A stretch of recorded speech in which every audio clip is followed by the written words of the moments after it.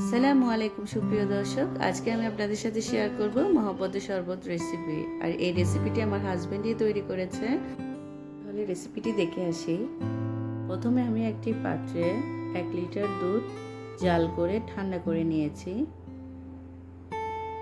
এরপর তার মধ্যে আমি বরফ কুচি দিয়ে দিচ্ছি। এটা ভাইরাল একটা শরবত রেসিপি, আর সবাই আশা করি বাসায় ট্রাই করবেন, আর ভালো লাগলে কমেন্ট বক্সে জানাবেন। তারপর আমি দিয়ে দিচ্ছি রোয়াবজা 2 টেবিল চামচ পরিমাণ। এরপর দিয়ে দিচ্ছি চিনি।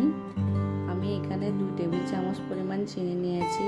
আপনারা আপনাদের স্বাদ মতো চিনির পরিমাণটা কমিয়ে বাড়িয়ে দিতে পারেন। এরপর আমি একটা চামচের সাহায্যে শরবতগুলোকে ভালোভাবে নেড়ে নিচ্ছি, যাতে করে রোয়াবজা আর চিনি একসাথে ভালোভাবে মিক্স হয়ে যায়। এখন শরবতের যেটা মেন ইনগ্রেডিয়েন্টস সেটা হচ্ছে তরমুজ। এখানে আমি নিয়েছি 1 ফালি তরমুজ, সেটাকে ছোট ছোট পিস করে কেটে নেওয়া হচ্ছে এবং সেটা শরবতের মধ্যে দিয়ে দেওয়া হবে। আপনারা দেখতেই পাচ্ছেন।